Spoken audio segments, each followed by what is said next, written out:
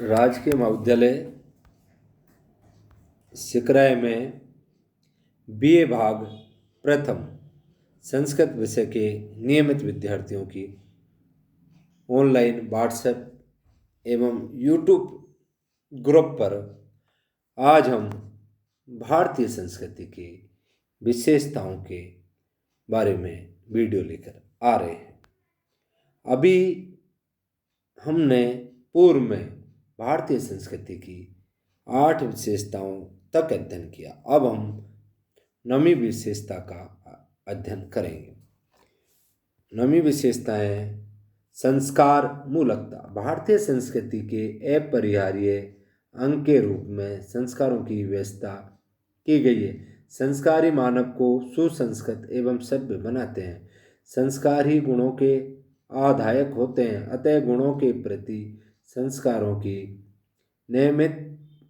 नैमित्तिकता स्वयं सिद्ध है। भारतीय संस्कृति में संस्कार 2 प्रकार के माने गए।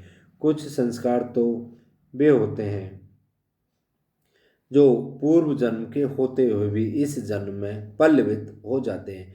कुछ संस्कार ऐसे होते हैं जिन्हें कर्म विशेष के आचरण से संपन्न करना पड़ता है।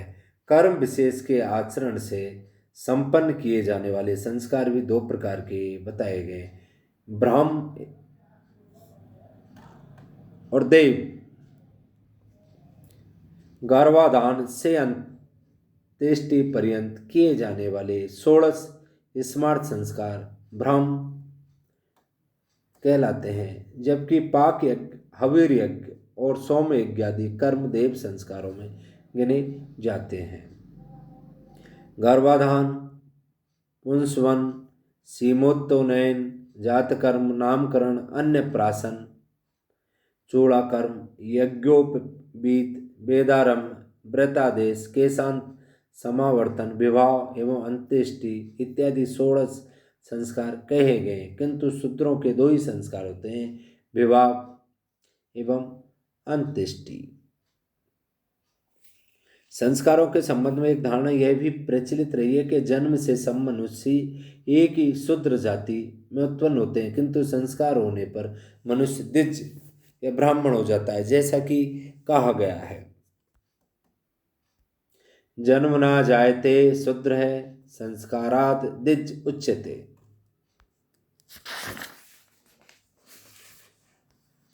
अगली विशेषता है 10वीं वर्ण व्यवस्था। भारतीय संस्कृति में सामाजिकता की सुरक्षा के लिए सामाजिक संगठन की आवश्यकता की संपूर्ति के निमित्त वर्ण व्यवस्था की उपस्थापना की गई थी। वर्ण व्यवस्था के माध्यम से भारतीय समाज को 4 वर्णों में विभक्त किया गया था, ब्राह्मण, क्षत्रिय, वैश्य एवं शूद्र। वर्णों का यह विभाजन मानव के गुणों एवं कर्मों के आधार पर किया गया था। प्रत्येक वर्ण के कर्म निर्धारित कर दिए गए थे तथा कर्मों के संबंध में वर्णों का पारस्परिक हस्तक्षेप नहीं था। कालांतर में ये कर्म ही जीविका के विभिन्न प्रकार के रूप में बदलकर जाति प्रथा के प्रसार में सहकारी कारण बने। वर्ण व्यवस्था में जो गुण कर्मों का आधार ग्रहण किया गया था, उसके अनुसार ब्राह्मण का मुख्य कार्य यज्ञ, अध्ययन व दान था। क्षत्रिय का मुख्य कार्य कर्म रक्षा था, किंतु वह यज्ञ, अध्ययन व दान देने का अधिकारी भी था। वैश्य का कर्म था कृषि आदि की सुव्यवस्था करना, किंतु उसे भी यज्ञ, अध्ययन व ध्यान का अधिकार दिया गया। शूद्र का कर्म दी जाति की सेवा करना मात्र निहित था।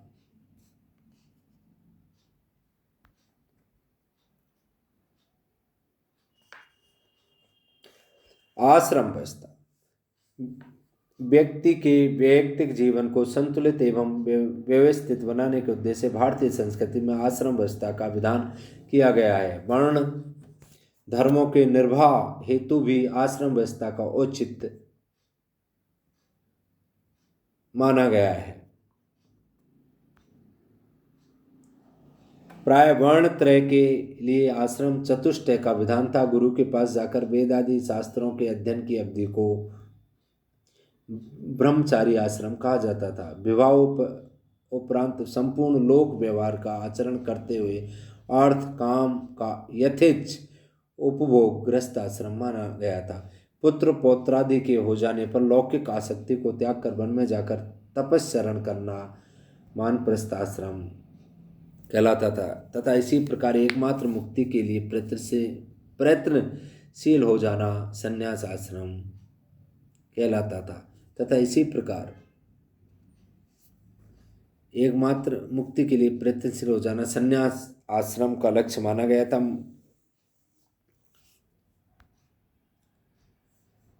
चारों आश्रमों में पृथक पृथक कर्तव्य भी निर्धारित किए गए थे।